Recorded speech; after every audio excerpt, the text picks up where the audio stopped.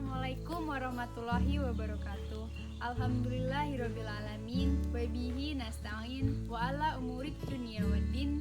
Wassalatu wassalamu ala asrofil anbiya'i wa imamil mursalin Sayyidina wa maulana Muhammad wa ala alihi wa sahbihi ajmain. Amma ba'd. Perkenalkan, nama saya Nurmalita Maharani dari Prodi Psikologi Universitas Islam Indonesia.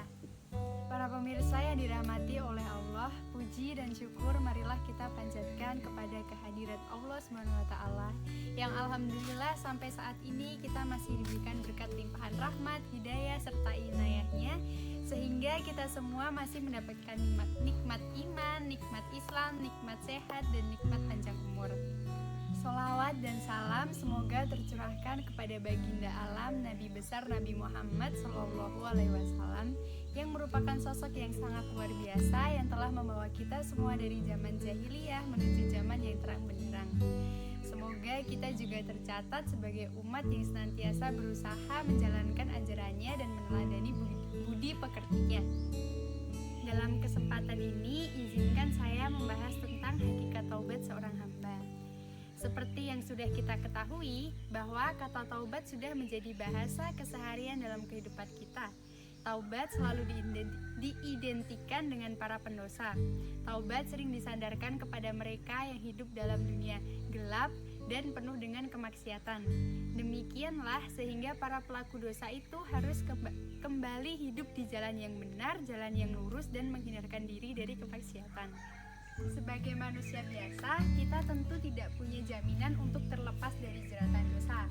Namun, kondisi ini sudah diantisipasi oleh Allah SWT selaku zat yang menciptakan kita dan zat yang maha mengetahui keadaan manusia yang diciptakannya atau makhluk yang diciptakannya.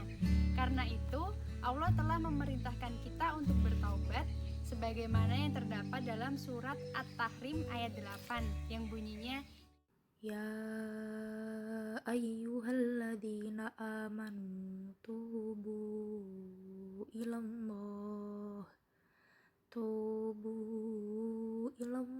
taubatan nasuha.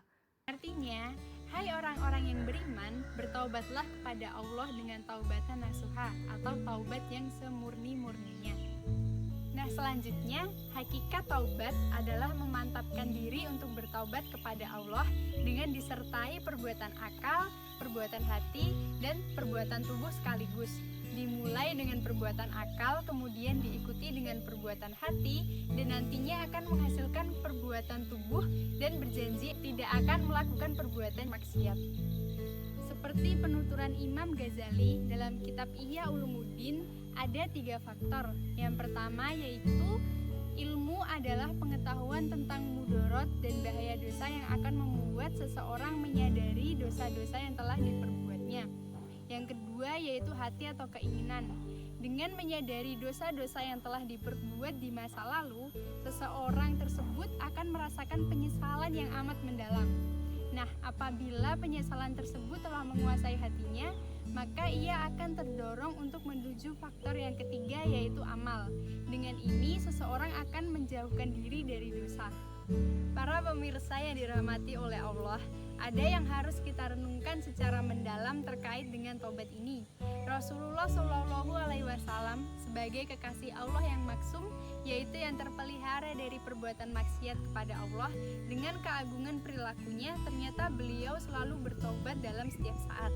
Dalam beberapa hadis, yaitu hadis riwayat Bukhari dan Muslim, disebutkan bahwa Rasulullah bertaubat sebanyak 70 kali dan bahkan ada yang menyebutkan sebanyak 100 kali dalam sehari memohon ampun kepada Allah. Dari sinilah kemudian Rasulullah SAW memerintahkan kita umatnya sebagai manusia untuk selalu bertaubat kepada Allah. Nah, pemirsa sekalian, kalau Rasulullah SAW sebagai orang yang terpelihara saja bertaubat sebanyak 100 kali dalam sehari, bagaimana dengan kita sebagai umatnya dan sebagai manusia lainnya yang setiap hari melakukan perbuatan dosa? Bagaimana kita bisa berharap surga jika tidak diampuni oleh Allah SWT?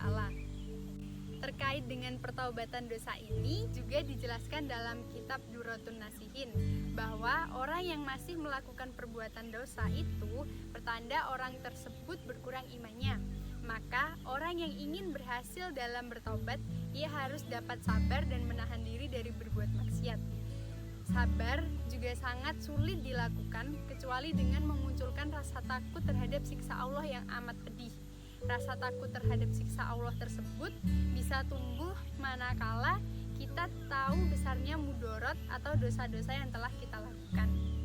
Perilaku tersebut dapat kita semua jadikan contoh yang teladan dengan tekad yang bulat dan niat yang mantap dalam hati untuk tidak mengulangi kesalahan yang sama, serta kesadaran bahwa hanya Allah lah yang dapat memberi petunjuk sekaligus Sang Maha Penerima Taubat.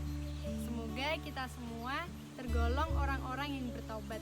Sesungguhnya merekalah yang bertaubat akan diselamatkan oleh Allah SWT dari perbuatan-perbuatan yang buruk. Sekian yang dapat saya sampaikan. Mohon maaf jika ada kesalahan kata dan kesalahan ucapan yang dapat menyinggung pemirsa sekalian, dan terima kasih.